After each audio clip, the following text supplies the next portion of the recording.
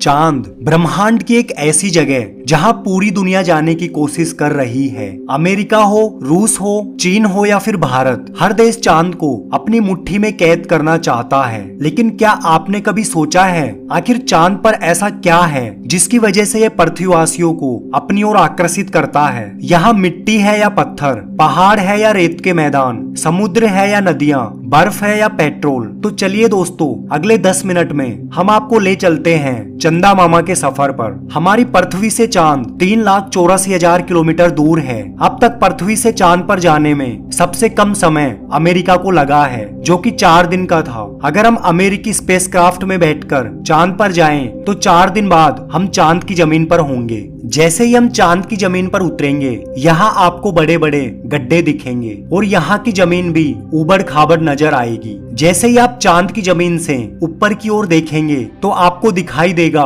एक खूबसूरत ग्रह। ये वही ग्रह है जहाँ से आप आए थे। जी हाँ, ये हमारा अपना ग्रह पृथ्वी है। चांद से पृथ्वी की ओर देखने पर पृथ्वी अपने अक्ष पर घूमती हुई नजर आएगी, लेकिन आपको ये एक ही जगह दिखाई देती रहेगी। अगर आप चांद पर खड़े होकर पृथ्वी को कई सालों तक देखते रहें, तो भी ये अपनी जगह से टस से मस भी नहीं होगी, अर्थात एक ही जगह स्थिर दिखाई देगी। अगर बात करें चांद के गुरुत्वाकर्षण की, तो ये पृथ्वी के मुकाबले 6 गुना कम है। यानी चांद पर जाने के बाद हमारे वजन में 6 गुना की कमी आ जाएगी। यदि पृथ्वी पर आपका वजन 60 किलो है, तो चांद की जमीन पर उतरते ही आपका वजन 10 किलो रह जाएगा। और अब आप चांद पर उतर चुके हैं, तो यहाँ आप खुद को काफी हल्का महसूस कर रहे होंगे। अब यहाँ पर आप आसानी से इधर उधर उछल सकते हैं। यही कारण है जब चांद पर कदम रखने वाले पहले व्यक्ति नील आर्मस्ट्रॉन्ग चांद पर चल रहे थे, तब वो उछल उछल कर चल रहे थे, क्योंकि चांद पर चलना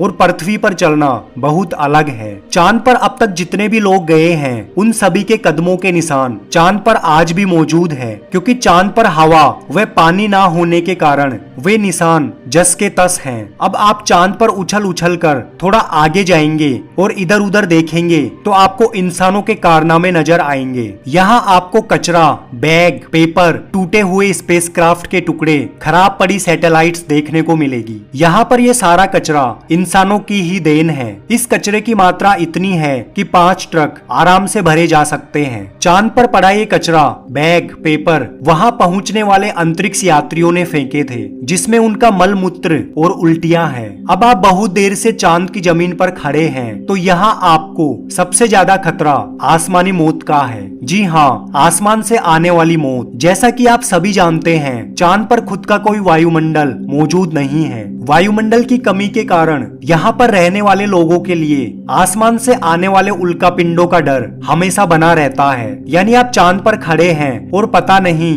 कब कोई बड़ा पत्थर आसमान से आकर आपको मौत का शिकार बना देगा। इन पत्थरों के गिरने के कारण ही चांद पर बड़े बड़े गड्ढे दिखाई देते हैं। जब भी हम पृथ्वी से चांद की तरफ देखते हैं, तो हमें चांद पर काले काले धब्बे दिखाई देते हैं। असल में वो कोई धब्बे नहीं, बल्कि गहरे गड्ढे हैं, और ये इतने गहरे हैं कि यहाँ सूरज की रोशनी भी नहीं पहुँच पाती, इसलिए ये हमें काले धब्बे दिखाई देते हैं। सूर्य के बाद आसमान में सबसे ज्यादा चमकने वाली वस्तु चंद्रमा ही है। जब हम पृथ्वी से आसमान की तरफ देखते हैं, तो हमें आसमान नीला दिखाई देता है। लेकिन अब आप चांद से आसमान की ओर देखिए, यहाँ से आपको आसमान काला दिखाई देगा। यानी जब भी आप चांद से आसमान की ओर देखोगे, तो आपको लगेगा कि आप भयंकर डरावने काले आसमान की दुनिया में आ गए हैं। अब आप बहुत देर से चांद पर खड़े हैं और यहाँ आपको देखने के लिए कुछ नहीं बचा, और अब आप यहाँ बोरिंग सा फील कर रहे हैं। तो रुकिए, भला हम आपको चांद पर बोर कैसे होने देंगे। अब आप अपना मोबाइल निकालिए और इंटरनेट का मजा लीजिए। और हाँ, हम मजाक नहीं कर रहे।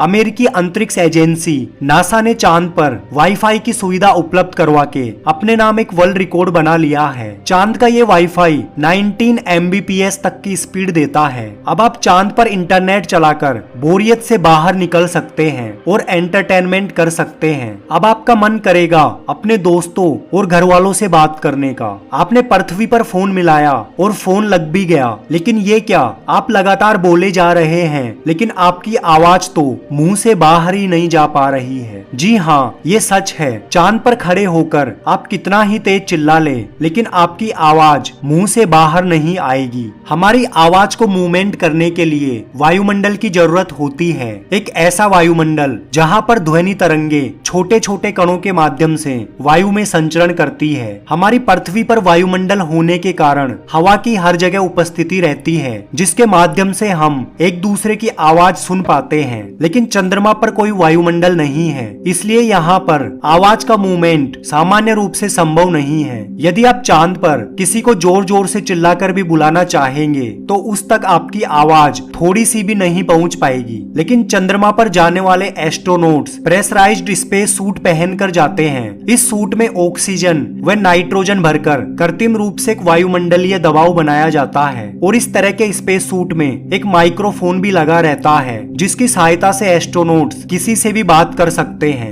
भविष्य में यदि चांद पर कोई हाईटेक इंसानी बस्ती बनाई जाती है तो ये संभव है कि टेलीफोन द्वारा चांद से पृथ्वी पर बात की जा सकती है। लेकिन पृथ्वी से संपर्क के दौरान आपको रुक रुक कर बात करनी पड़ेगी, क्योंकि चांद से पृथ्वी तक सिग्नल पहुंचने में लगभग 1.27 सेकेंड का समय लग जाता है। चांद पर सफर करने के लिए आपको यहाँ के दिन और रात के बारे में अच्छे से जानना आवश्यक है। चांद पृथ्वी का एक चक्कर लगाने में 27.3 दिन का समय लेता है और इसे खुद के अक्ष पर चक्कर लगाने में भी इतना ही समय लग जाता है। इसी कारण हमें पृथ्वी से चांद का एक ही हिस्सा दिखाई देता है, दूसरा हिस्सा हमेशा छिपा रहता है। चांद का एक दिन करीब 14 दिन का होता है और रात भी इतनी ही लंबी होती है। इसी कारण चांद पर मौजूद सभी वस्तुओं पर दिन और रात का बहुत गहरा प्रभाव पड़ता है। चांद पर रात बहुत ठंडी होती है। रात में यहाँ का तापमान -153 डिग्री तक रहता है, वहीं दिन का तापमान 180 डिग्री सेल्सियस तक पहुँच जाता है। इसके अलावा चांद के अलग अलग हिस्सों की स्थितियाँ भी अलग अलग होती है। जिस तरह हमारी पृथ्वी पर नॉर्थ पोल और साउथ पोल बहुत ठंडे होते हैं, उसी तरह चांद का साउथ पोल भी बहुत ज्यादा ठंडा होता है। साउथ पोल की रात में पृथ्वी का कोई मनुष्य मुश्किल ही जीवित रह पाएगा,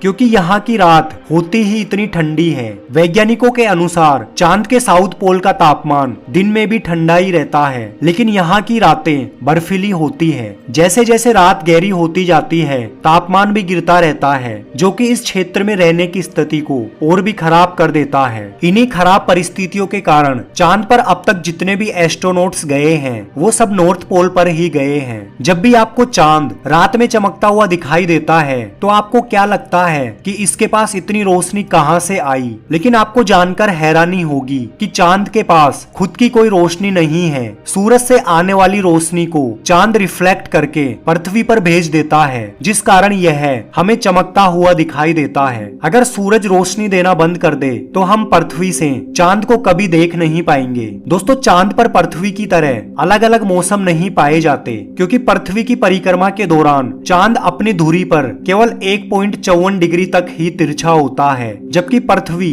खुद की धुरी पर 23.44 डिग्री तक झुकी रहती है। इसी कारण चांद पर अलग अलग तरह के मौसम नहीं पाए जाते और यही कारण है कि चांद के ध्रुवों पर कई ऐसे गड्ढे हैं जहां सूरज की रोशनी पहुंच ही नहीं पाती है। इस कारण यहाँ हमेशा ही घोर अंधेरा रहता है। अगर आप गलती से चांद के इन इलाकों में पहुंच गए तो नजारे भयंकर और जानलेवा ही होंगे। पृथ्वी से चांद हमें गोल दिखाई देता है, लेकिन असल में ये अंडाकार है। चांद हमारी धरती से हर साल 1.5 सेंटीमीटर दूर होता जा रहा है। आज से 600 मिलियन सालों बाद चांद हमारी पृथ्वी से इतना दूर चला जाएगा कि हम चांद को केवल एक तारे की तरह ही देख पाएंगे। तो दोस्तों, आपको चांद का ये डरावना लेकिन जानकारियों से भरा ये सफर कैसा लगा, हमें कमेंट करके जरूर बताएं।